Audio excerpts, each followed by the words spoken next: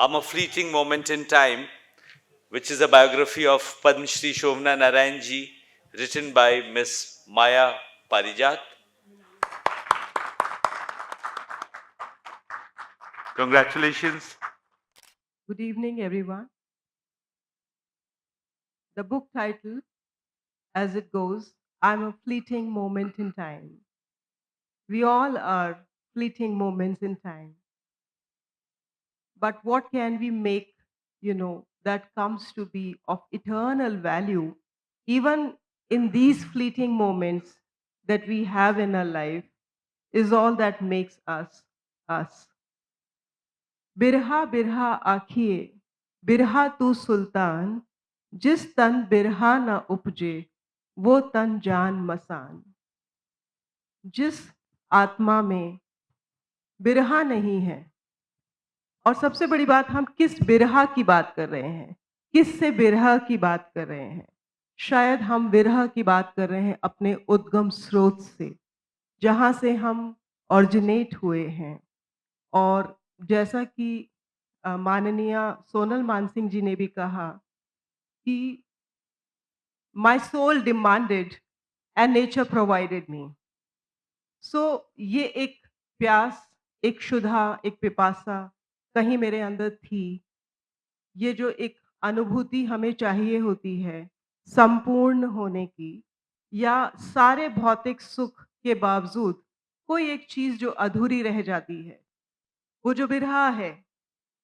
तो वो एक क्षुधा थी और जब मैं शोभना जी से पहली बार मिली, मुझे अंदाज़ा हुआ, मुझे समझ में आया और जैसे-जैसे मैंने इनके सांस्कृतिक कार्यक्रम देखे, परफ़ॉर्मेंसेज़ देखीं, मुझे समझ में आया कि क्या है वो, जो मेरे अंदर अभी घट रहा था, सब कुछ होने के बावजूद।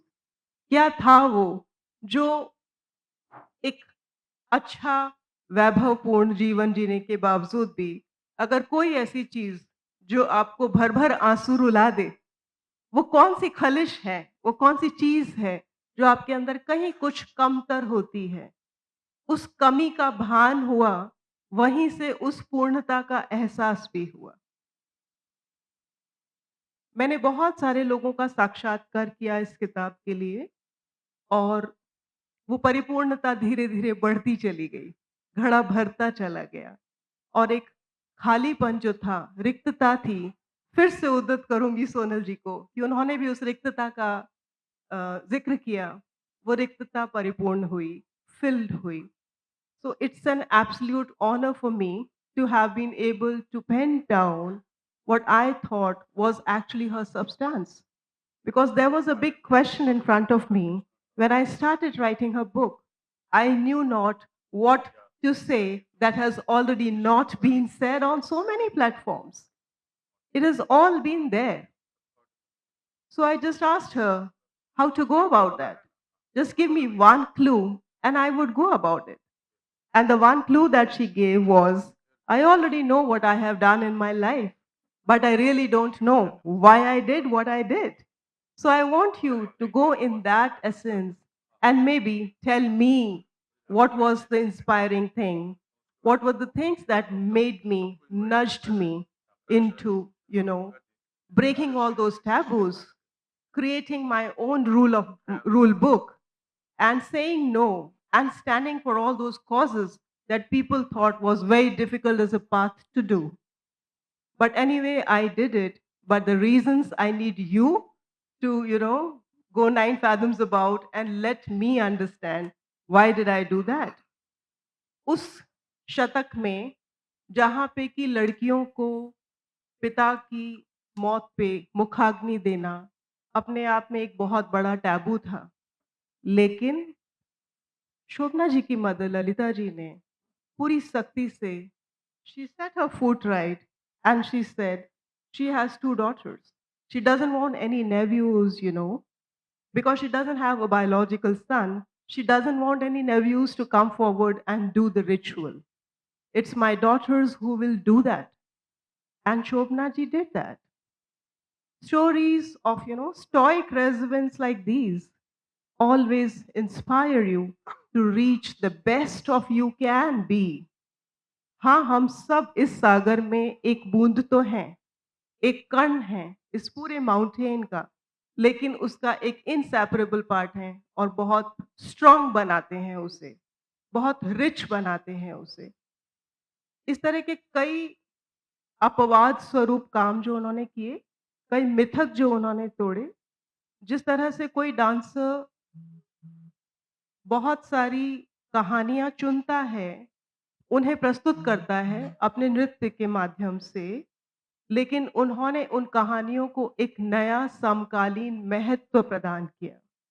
उन्होंने कहानियाँ चुनी, लेकिन उन कहानियों को एक नया अर्थ दिया, जो कि आज के जो अल्फा, बीटा, गामा हैं, जिस तरह से हम शायद उनकी हँसी उड़ा रहे हैं, एक उपहास वाली भाषा बोल रहे हैं, वो भी शायद हमारे लिए ऐसा ही बोलते हैं because we are that generation who they fail to understand, like we fail to understand what is inspiring them to do the way they are going. We feel there's something missing in their life, and they feel we are going gaga over something which has no relevance at all any longer. मैंने राजन मिश्रा जी से मेरी बात साजन मिश्रा जी से बात हो रही थी, तो उन्होंने मुझे एक वाकया बताया।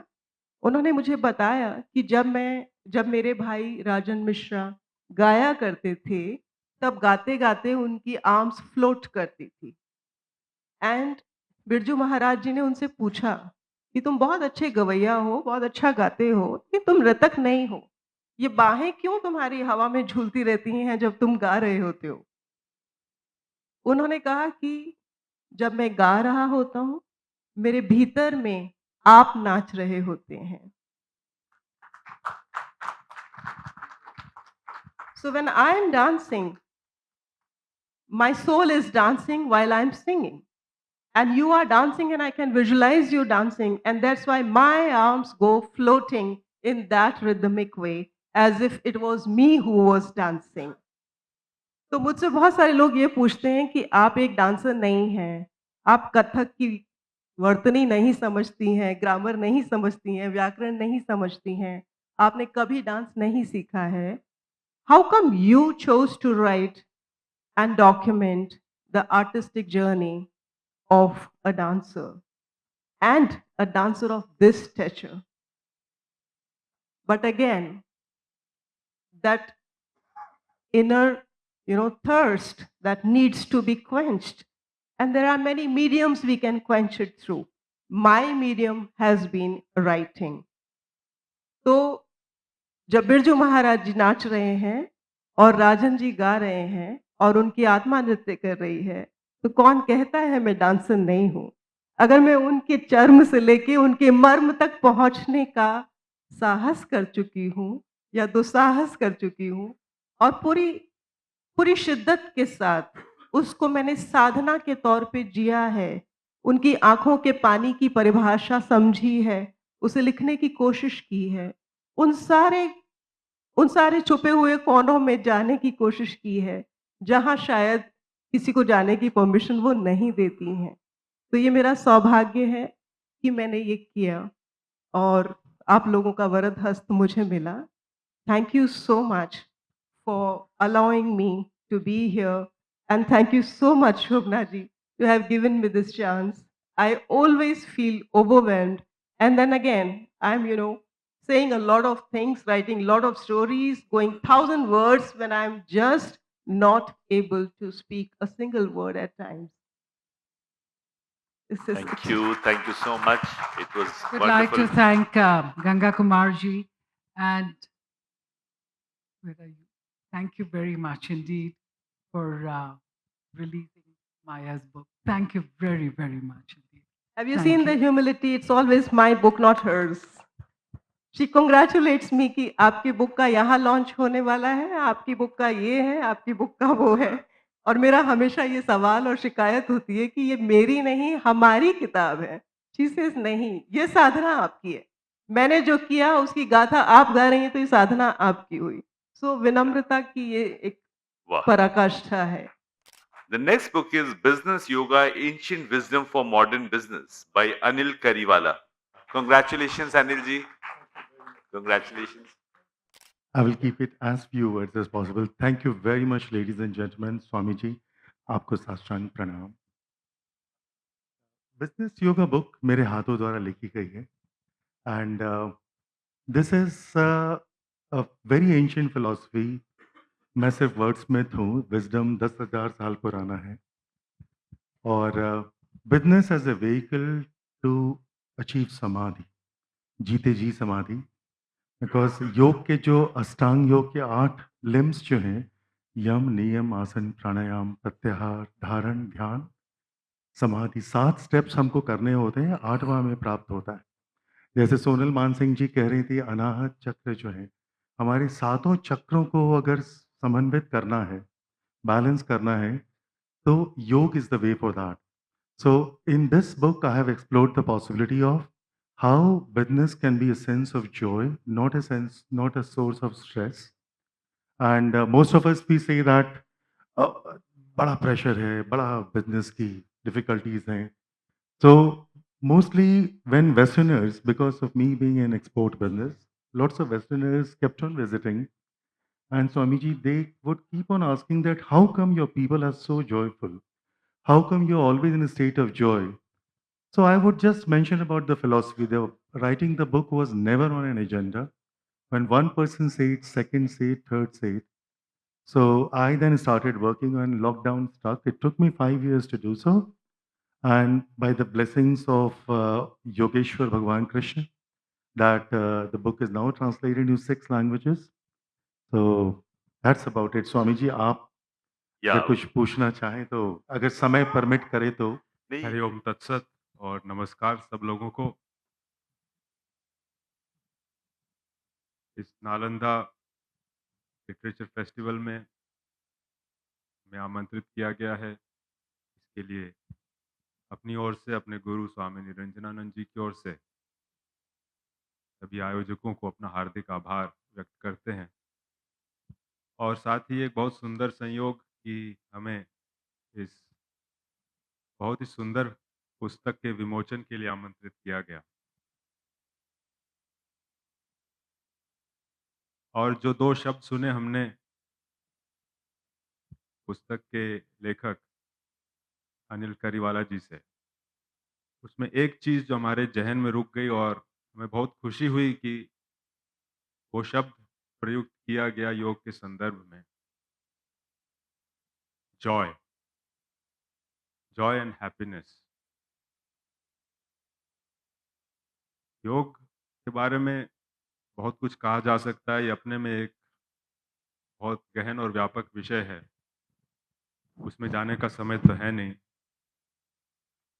लेकिन अगर उसको एक शब्द में, एक सार रूप में प्रस्तुत करना हो, तो वो यही कि जीवन की हर परिस्थिति में कैसे हम सकारात्मक रह सकते हैं, कैसे प्रसन्न रह सकते हैं, यही योग का सार है. जो भी विधि आपको इस दिशा में ले जाए, वो योग की विधि है.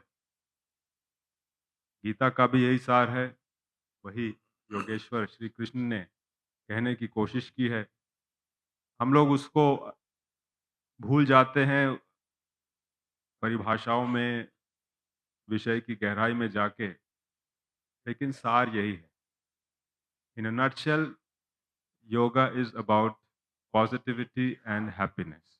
If you can be happy and positive, not just for a little while, but throughout your living day, then you are a yogi. And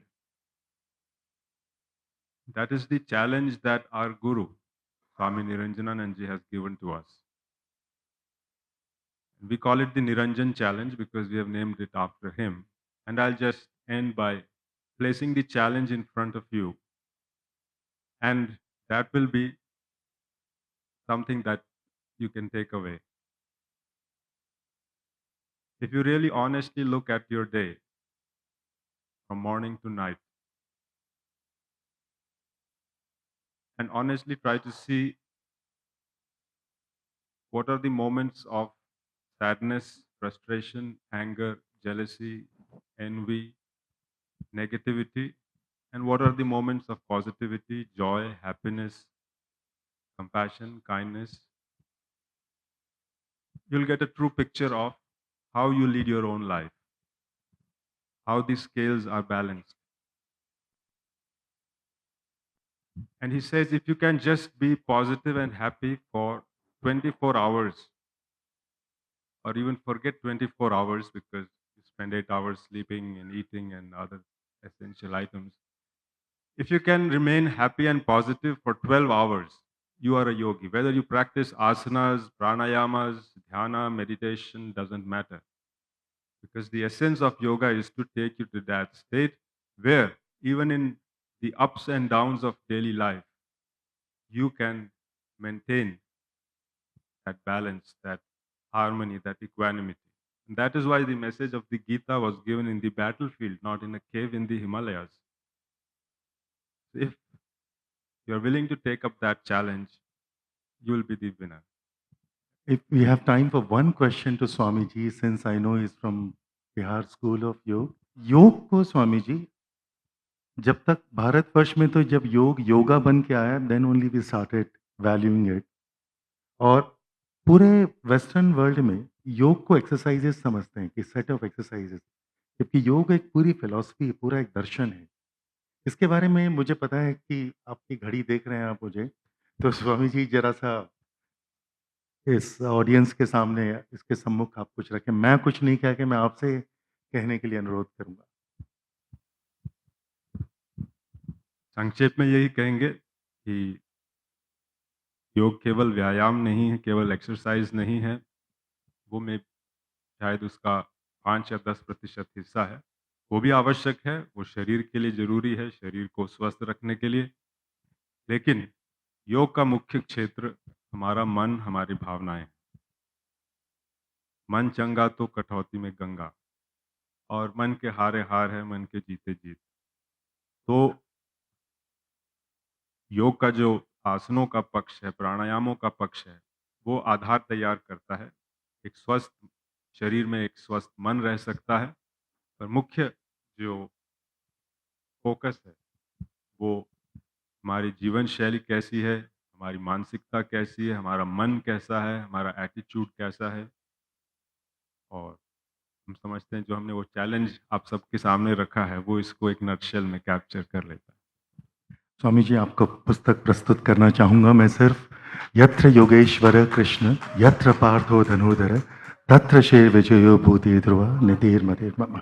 आखिरी पुस्तक विमोचन, एक तरंगन दो तरंगन, by Anju Ranjan ji. First of all, I would like to thank you and the Nalanda Lit Fest for giving me this opportunity to launch my 8th book, which is anthology of a story collection. It's called Ek Tarangan, Do Tarangan. Actually, I come from Jharkhand, and where we use this Tarangan word in a colloquial terms, which means star. So Ek Tarangan is basically 1 star, 2 star. So like these stories are like across the stars. I'm an Indian Foreign Service officer of 2002 batch, and as my job demands, I have been posted in many countries. There, I have seen one of the important job is to serve Indian diaspora. So I have seen who are these Indian diaspora. I see our oldest generation of Indian diaspora is sitting there, Sarita Buduji, and like that, people who are Indian origin and have been abroad, they have like PIOs, person of Indian origin, or NRIs. So when they are abroad, what they bring? Sarita Buduji must have taken language from India. She had taken a collection of लोकगीत. तो हम जो लेके जाते हैं बाहर, वो इस दम पे लेके जाते हैं कि हम इसको कैसे बचाएंगे, कैसे हम इसको फ्यूचर जनरेशन में ट्रांसफर करेंगे। परंतु हम जब जा रहे हैं बाहर एक नई दुनिया है, नई सोसाइटी है, वहाँ हम एडजस्ट कर रहे हैं। वहाँ हमारे इंडियन मूल्य कैसे उस इन्वायरमेंट में कैसे हम इंडियन मूल्य को मॉडिफाई करते हैं, कैसे हम वहाँ के सोसाइटी से एडजस्ट करते हैं। सो ये कहानी संग्रह जो है, विदेश में बसे हुए भारतीय और देश में भारतीय औरतों की कहानी है जो बाहर बस गए हैं और किस प्रकार वो व्यवस्था का शिकार हो रही हैं, उनसे लड़ रही हैं, जीत रही हैं, हार रही हैं, गिर रही हैं, उठ रही हैं, all kinds of stories. You will find it.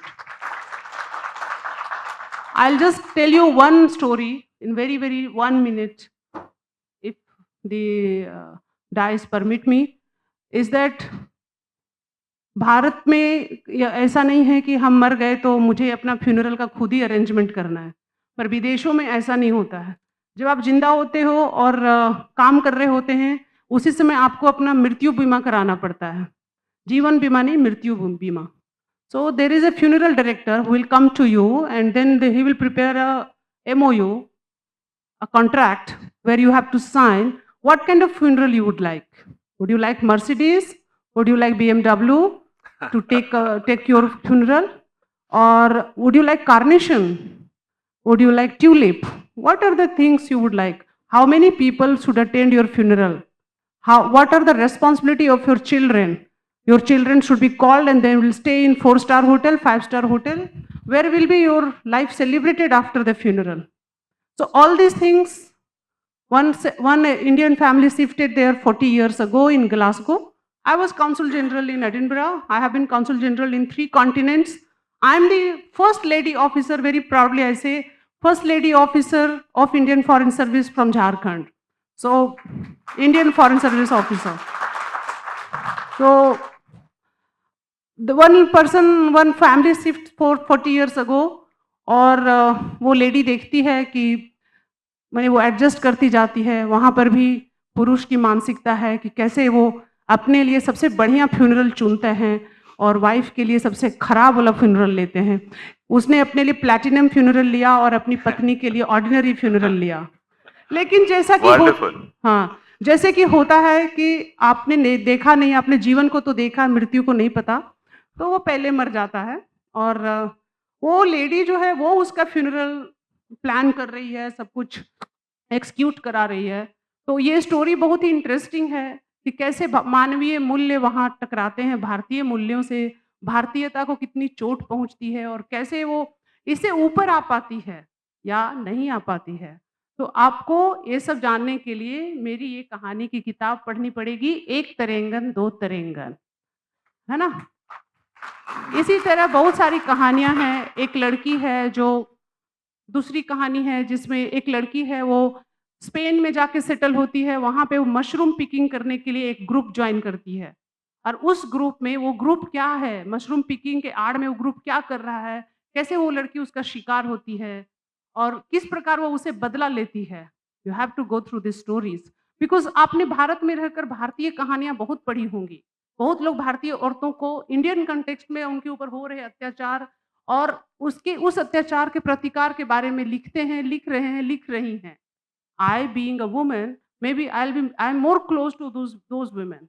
Diasporas coming to me and every time they are giving me the masala and material for these stories. And then I think, how should I present it to the Indian audience? So my stories can be a bridge between Indian women and the foreign women who are leading a different life, but again they want to come back to India and experience the same kind of cultural, you can say, the bonanza here, but it's not possible. So these are the 10 stories, which is like, you can say, a bouquet of 10 stories, and it has a different, kind of different background. One story doesn't connect to another stories, totally inconsistent with each other. But I feel that being in foreign service, that gave me this opportunity to go through that kind of life, and that kind of diaspora came across to me, and I was able to write this beautiful set of story. Thankful once again to my batchmate and dear friend Ganga, who brought me here, gave me a chance to launch my story collection here. Thank you so much. Thank you. Congratulations, ma'am.